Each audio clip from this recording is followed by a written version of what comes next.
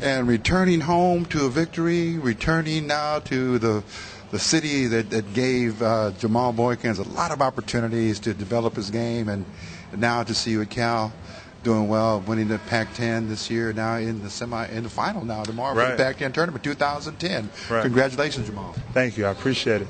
It's been a road where you've had to make some decisions, some hard decisions, having been recruited by Coach Krzyzewski to Duke, and that was really put a lot of people here in L.A. on a different plane with you, saying, whoa, we finally got a player that can go into ACC. But, again, decisions were made. So talk a little bit about that and how your road to Cal came about. Well, pretty much I want to be in a place where I could still get a good education, but I could also feel that what I was doing on the court could be shown on the court. I felt at Duke you have to make a lot of sacrifices, and I don't think anything is wrong with that.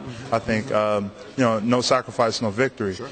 But as a player and only having 4 years, you want to be in the place where you can get exposed as best as possible. Yeah. So to be able to come to Cal I knew a lot of the players, great guys, and at the time they were a ninth place team. But I looked at it like we could really build something and create something big.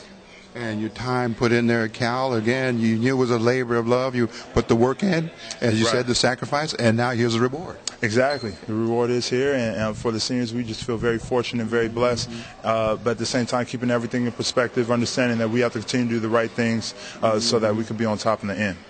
They say the era is beginning to change. There is no more dominance at UCLA, and everyone has really no fear anymore. They're just another team, is what it's coming down to. The mystique is over, and you take your war on the floor, and you beat them tonight in a very good battle. Well, I wouldn't say that about UCLA. I felt that they played very well. I feel their future is very bright. I'm sure they're bringing in some really good recruits. I think that Reeves Nelson is a very tough player inside. I think Honeycutt had a very good year, and you can't look over Ben Holland, his ability to bring in players and get them to work in the system. Yes. Everyone's due for a bad year every once in a while, but they'll be back. Yeah, this is what we kind of alluding to. The press is saying the same thing. But when you got 8 or 9 players that are playing in the NBA, you look that way, it's a double-edged sword. Your past speaks for itself, but now your present a little different because you got to develop the new players. Exactly. But they'll be back. Okay. Jerome Randall. Right. Outstanding tonight and yesterday, all season. Oh, without question. He is our leader, and he has no fear. And the swagger that he plays with gives us all swagger, gives us all confidence. At the end of the day, if I would play a 2-on-2 basketball game, he's the guy I'd want on my team because I know that, he's going to take all the shots with confidence and he's going to refuse to lose. And tonight, 5 players in double digits, very balanced scoring. He played only 7-8 men, but it was even Jorge Gutierrez came in and contributed as usual. Wow, now Jorge, what he did in the first half was absolutely huge for us. The defensive stops that he made, there are so many things that he does that doesn't always get in the stat sheet, of course, but just the energy that he brought to the game in the first half, I felt was the key to us coming back and winning the game. So everybody lifts each other, and everybody played their role to a team. Exactly. We got to a point in the game where it didn't matter who scored.